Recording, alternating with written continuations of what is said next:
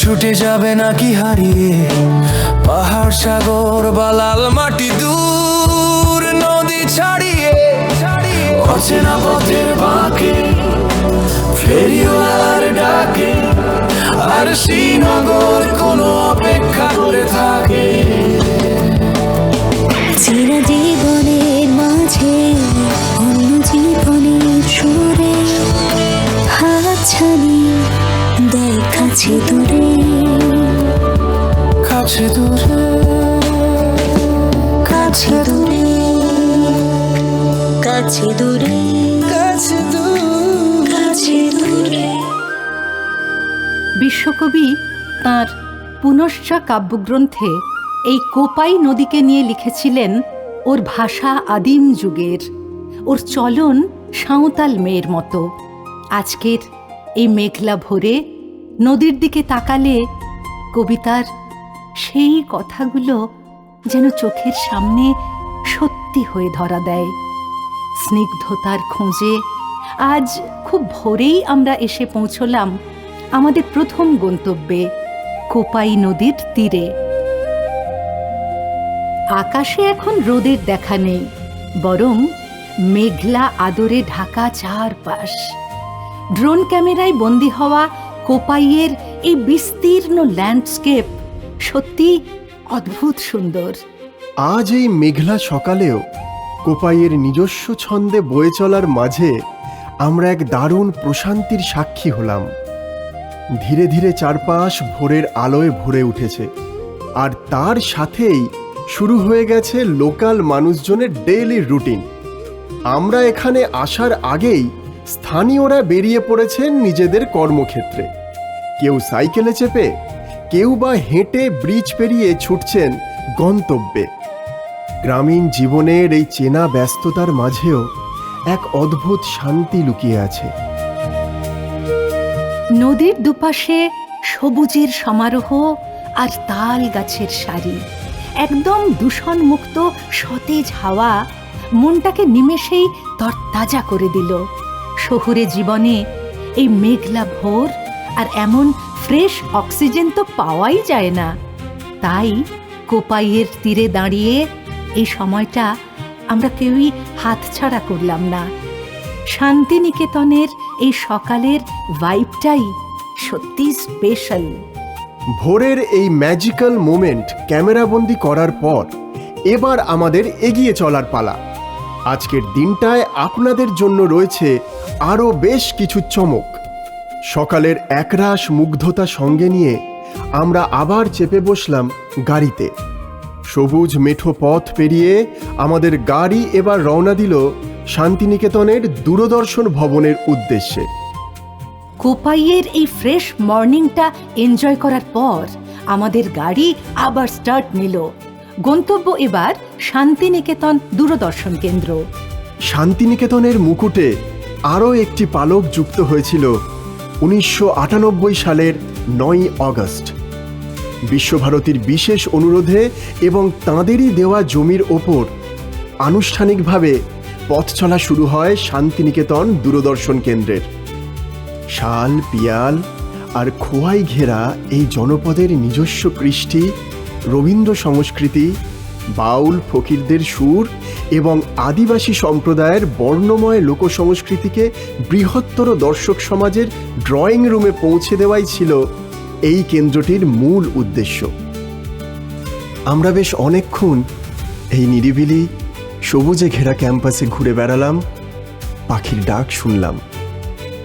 শান্তিনিকেতন বেড়াতে এলে এই দূরদর্শন কেন্দ্র একটি দর্শনীয় স্থান। ভেতরে ঢোকার জন্য অনুমতি লাগে, তবে যদি অনুমতি নাও পাওয়া যায় বাইরে থেকে অবশ্যই একবার দর্শন করে যাবেন। দূরদর্শন ভবনের ভেতরে ঢুকেই আমাদের এক বিশেষ বন্ধুর সঙ্গে দেখা। বেশ কিছুক্ষণ গুরুত্বপূর্ণ আলোচনার পর আমরা আবার বেরিয়ে পড়লাম। কিন্তু এবার আমরা যাচ্ছি কোথায়? আমাদের পরবর্তী সারপ্রাইজ ডেস্টিনেশনটা ঠিক কোথায় সেটা দেখতে আপনাদের কিন্তু আমাদের সাথেই থাকতে হবে। দূরদর্শন চত্বরের এই সুন্দর ছিমছাম রাস্তা ধরে আমাদের গাড়ি আবার পরবর্তী গন্তব্যের দিকে এগিয়ে চলল।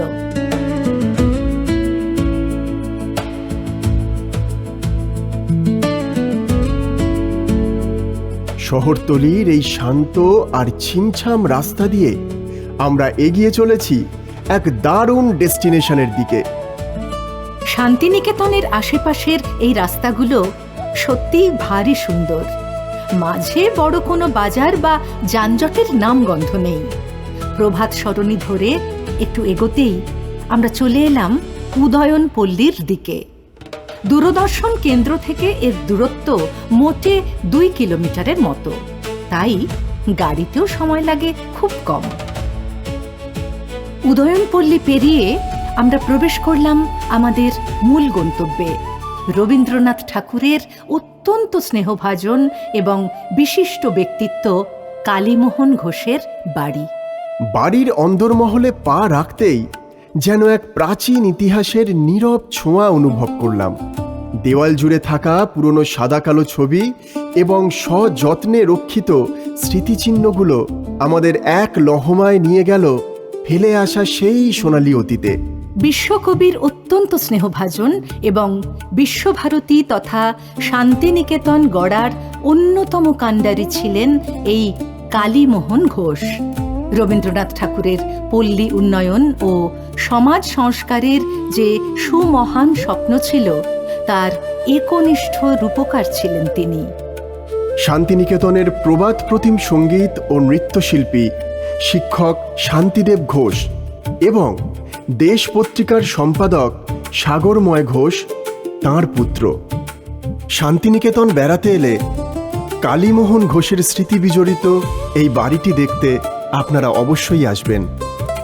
হ্যাঁ, আরেকটা কথা, পুরো শান্তিনিকেতন ঘুরে দেখতে গেলে টোটো কিন্তু খুবই পকেট ফ্রেন্ডলি।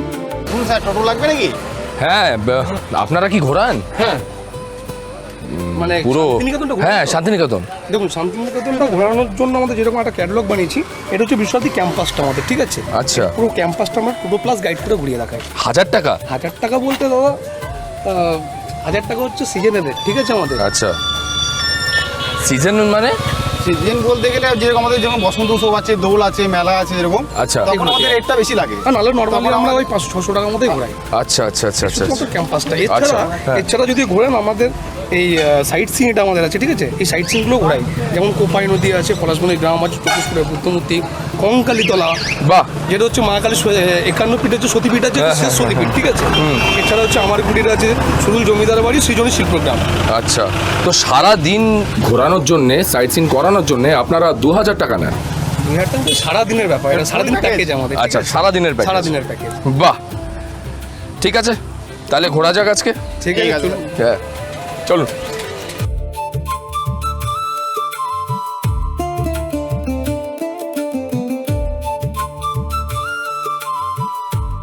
আপনারা দেখলেন তো, শান্তিনিকেতন ঘুরতে গেলে আপনারা টোটো নিতে পারেন, আর দাম তো আপনাদেরকে বলেই দিলাম। আচ্ছা, আমাদের কাছে গাড়ি আছে, আমরা এখন যাব সৃজনী শিল্পগ্রাম। আর হ্যাঁ, এই টোটো আপনি সব ঘোরার জায়গায় পেয়ে যাবেন। চলুন। দাদা থামবে? আমাদের সামনে এখন সৃজনী শিল্পগ্রাম, বিশ্বভারতীর খুব কাছেই। সৃজনী শিল্পগ্রাম আবহমান কাল ধরে নানা সৃজনশীল কর্মকাণ্ডের এক প্রাণবন্ত কেন্দ্র। কাছে দূরে, কাছে দূরে। ফিরে এলাম ব্রেকের পরে। আমরা আছি বোলপুরে। হঠাৎ অঝোর বৃষ্টিতে ভিজে আমরা ফিরে এলাম আমাদের অস্থায়ী ঠিকানায়। ফ্রেশ হওয়ার পর আমরা লাঞ্চ সেরে নিলাম। এরপর বৃষ্টি থামলে আবার নতুন এনার্জি নিয়ে আমাদের টিম বেরিয়ে পড়ল। এবারের গন্তব্য রাঢ় বাংলার অন্যতম শ্রেষ্ঠ রূপকার প্রখ্যাত সাহিত্যিক তারাশঙ্কর বন্দ্যোপাধ্যায়ের বাসভবন। তারাশঙ্করবাবুর জন্মভিটেতে যাওয়ার আগে রাস্তায় পড়বে রুদ্রবীর্য মন্দির। প্রণাম সেরে আমরা বেরিয়ে পড়লাম জন্মভিটের উদ্দেশ্যে।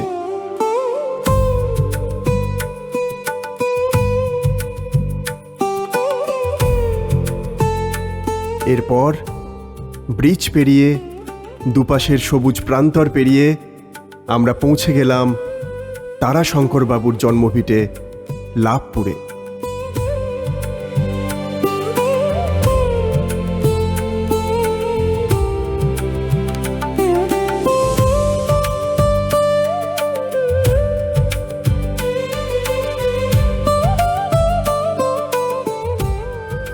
লাল মাটি আর রুক্ষ প্রকৃতির বুকেই জন্মেছিল তারাশঙ্কর বন্দ্যোপাধ্যায়ের সাহিত্যের অমর সব চরিত্ররা। গাড়ির জানালা দিয়ে চারপাশের এই শান্ত গ্রাম্য পরিবেশ দেখতে দেখতে আমরা পৌঁছে গেছি এই ঐতিহাসিক ঠিকানায়। বোলপুরের অদূরেই লাভপুরের এই পৈতৃক ভিটেতেই তাঁর জন্ম। জমিদার বংশের সন্তান হয়েও তিনি আজীবন অন্তজ অবহেলিত মানুষের কথা লিখেছেন।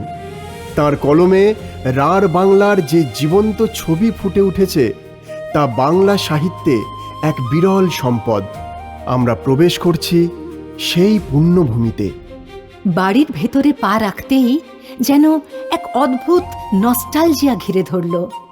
আমাদের কাছে দূরের পুরো টিম আজ উপস্থিত এই সাহিত্য তীর্থের আঙিনায়। তারাশঙ্করবাবুর বাড়ি সংলগ্ন এই পঞ্চশিবের মন্দির শান্ত স্নিগ্ধ। একপাশে চণ্ডী মণ্ডপ। প্রায় 350 বছর আগে প্রতিষ্ঠিত এই মন্দির যুগ যুগ ধরে আজও একইভাবে পূজিত হয়ে আসছে। বিশেষ করে চৈত্র সংক্রান্তি, শ্রাবণ মাসে মহা সাড়ম্বরে শিবের পুজো হয়। তারাশঙ্করবাবুর বিখ্যাত উপন্যাস পঞ্চরুদ্র এরই উপর ভিত্তি করে তৈরি। লাভপুরে আসলে তারাশঙ্করবাবুর এই জন্মভিটে, গ্রন্থাগার এবং এই মন্দির চত্বর আপনাকে অনেকটা সময় ধরে ঘুরে দেখতে হবে। মরণ রে তুহু মম শ্যাম সমান, এই রবীন্দ্রবাণী যেন তাঁর জীবনেও সত্যি ছিল। মৃত্যু ভয়কে জয় করে তিনি জীবনের জয়গান গেয়েছেন।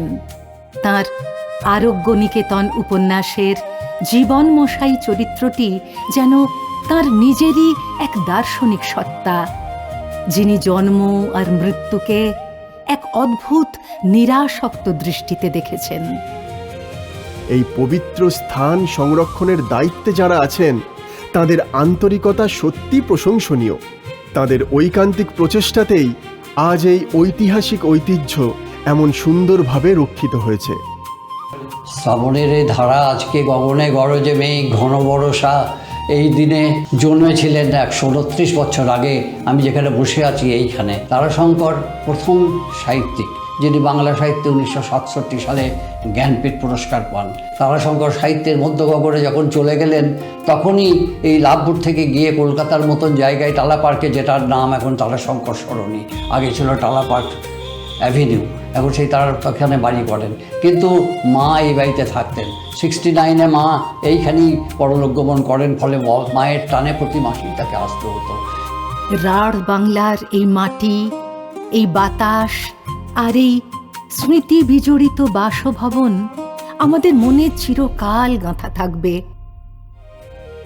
এই যে সামনে দেখা যাচ্ছে যে সিঁড়ি, সেই সিঁড়ির উপর দিয়ে উঠে যেতে গেলেই তারাশঙ্কর এইখানে বাস করতেন এবং বলতে গেলে এই দোতলাতেই তার বিবাহ, ফুলশয্যা সব হয়েছিল। জ্যাঠামশাইয়ের বয়স তখন 17 বছর, জেঠিমার বয়স তখন 9 বছর।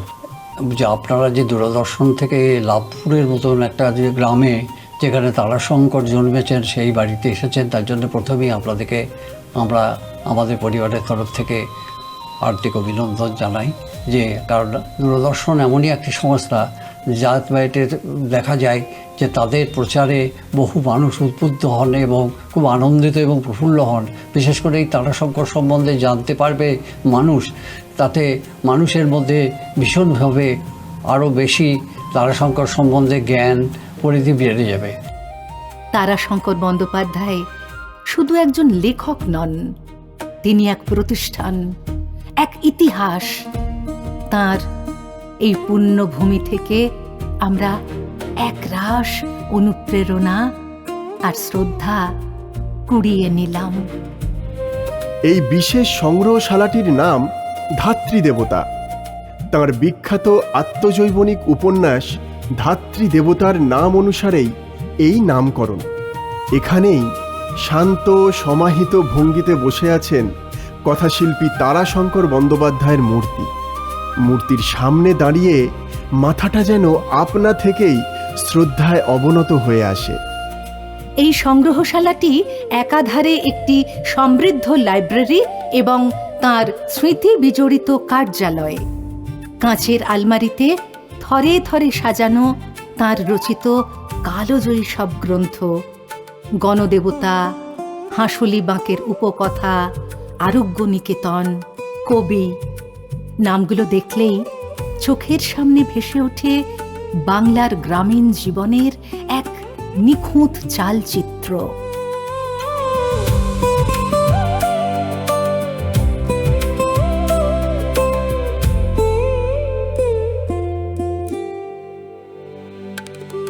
মিউজিয়ামের কাঁচের শোকেসে সযত্নে রাখা আছে তাঁর ব্যবহৃত নানা ব্যক্তিগত জিনিসপত্র, তাঁর পরিধানের পোশাক, শুভ্র ধুতি আর সেই পরিচিত চশমাটি। ঘরের এক কোণে সগৌরবে বিরাজ করছে তাঁর প্রিয় রেডিও এবং পুরনো দিনের গ্রামোফোনটি। দেখলে মনে হয় এই বুঝি কথাশিল্পী আমাদের সামনে এসে দাঁড়াবেন তাঁর স্বভাবসিদ্ধ স্নিগ্ধ হাসি মুখ নিয়ে। কাছে দূরে, কাছে দূরে। ফিরে এলাম ব্রেকের পরে। আমরা আছি লাভপুরে। রবীন্দ্রনাথ ঠাকুরের সাথে তারাশঙ্কর বন্দ্যোপাধ্যায়ের এক গভীর আত্মিক সম্পর্ক ছিল। বিশ্বকবি তাকে অত্যন্ত স্নেহ করতেন। শোনা যায় তারাশঙ্করের লেখা পড়ে মুগ্ধ রবি ঠাকুর তাঁকে শান্তিনিকেতনে আমন্ত্রণ জানিয়েছিলেন। সেই আশীর্বাদ আর অনুপ্রেরণা তাঁর সাহিত্যিক জীবনে এক বিশাল প্রভাব ফেলেছিল। শরৎচন্দ্র চট্টোপাধ্যায়ের পর বাংলা সাহিত্যে মানুষের সুখ দুঃখ জীবন সংগ্রামের সবচেয়ে বড় রূপকার হিসেবে তাঁকেই ধরা হয়। অনেকেই বলেন বিভূতিভূষণ, মানিক আর তারাশঙ্কর এই ত্রয়ী মিলেই বিংশ শতাব্দীর বাংলা সাহিত্যের স্বর্ণালী অধ্যায় রচনা করেছিলেন। এই জায়গাটাকে বলা হয় তারাশঙ্কর বন্দ্যোপাধ্যায়ের কাছারি বাড়ি। এটা সম্বন্ধে কিছু বলবেন? এই যে ধাত্রী দেবতা নামাঙ্কিত যে বাড়িটি, এটি ছিল তারাশঙ্কর বন্দ্যোপাধ্যায়ের পূর্বপুরুষদের কাছারি বাড়ি। এই বাড়িটি নির্মিত হয় 1885 সালে।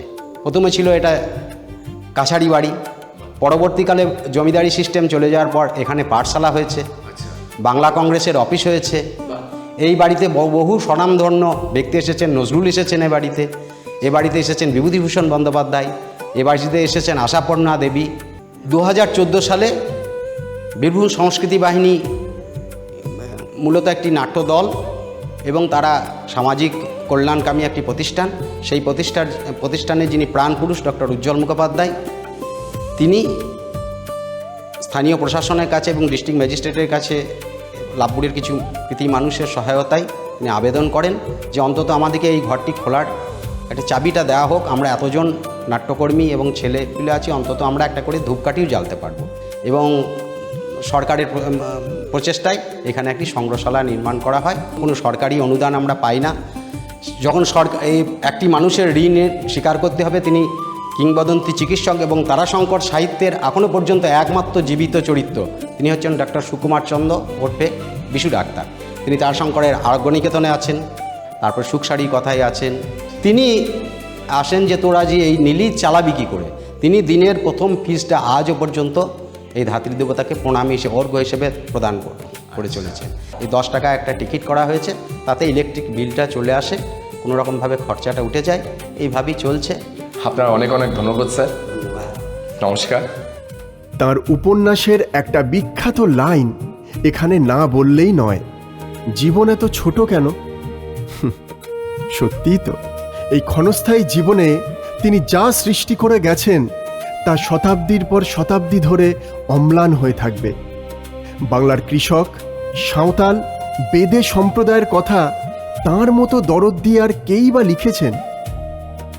পরিবারের সদস্যদের কাছ থেকে গল্প শোনার পর আমরা ফিরে তাকালাম আরও কিছু অমূল্য স্মৃতির দিকে। কাচের আবরণে সযত্নে রক্ষিত আছে কথাশিল্পীর নিজের হাতে লেখা বেশ কিছু চিঠি ও পাণ্ডুলিপি। তার এই হস্তাক্ষর দেখলে মনে হয় কালের সীমানা পেরিয়ে ইতিহাস যেন সরাসরি আমাদের সাথে কথা বলছে। তিনিই ছিলেন প্রথম বাঙালি সাহিত্যিক যিনি তার অসামান্য সাহিত্য কীর্তির জন্য জ্ঞানপীঠ পুরস্কারে সম্মানিত হয়েছিলেন। এছাড়া সাহিত্য একাডেমি, রবীন্দ্র পুরস্কার, পদ্মশ্রী এবং পদ্মভূষণের মতো অজস্র সম্মানে তিনি ভূষিত হন। কিন্তু তাঁর সবচেয়ে বড় পুরস্কার ছিল সাধারণ মানুষের অকৃত্রিম ভালোবাসা। তিনি বিশ্বাস করতেন এই পৃথিবী হল পরমারাধ্যা। মাটির মানুষদের প্রতি তাঁর ছিল অগাধ টান। তাঁর লেখায় বাংলার খরা, বন্যা, মহামারী আর মন্বন্তরের যে রুক্ষ এবং বাস্তব চিত্র ফুটে উঠেছে তা পড়লে আজও গায়ে কাঁটা দিয়ে ওঠে। তিনি ছিলেন সত্যের এক নির্ভীক পূজারী।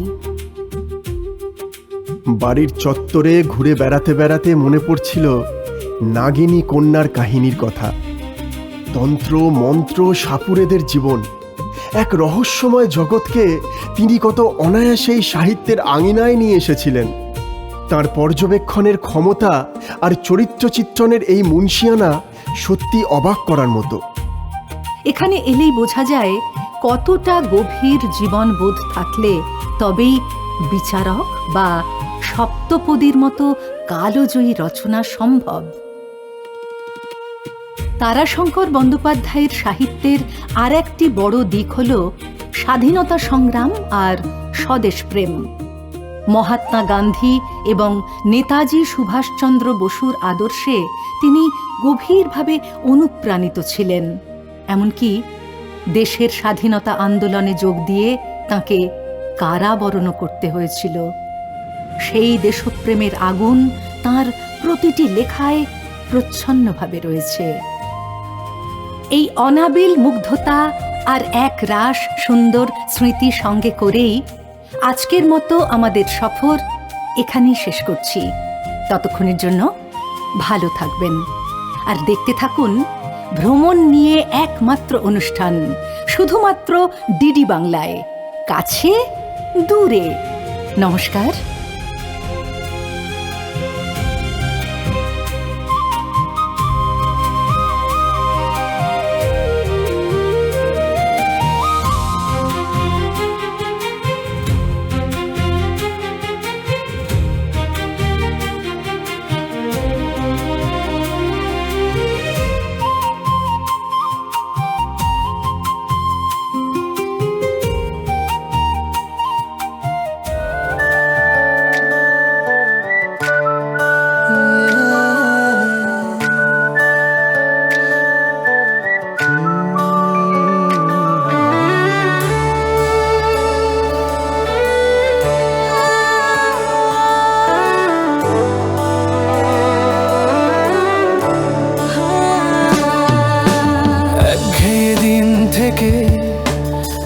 ছুটে যাবে নাকি হারিয়ে পাহাড়, সাগর বা লাল মাটি, দূর নদী ছাড়িয়ে অচেনা পথের বাঁকে ফেরিওয়ালার ডাকে আর শ্রীনগর কোনো অপেক্ষা করে থাকে। চিরজীবনের মাঝে অন্য জীবনের সুরে হাতছানি দেয় কাছে দূরে, কাছে দূরে, কাছে দূরে, কাছে দূরে, কাছে দূরে, কাছে দূরে।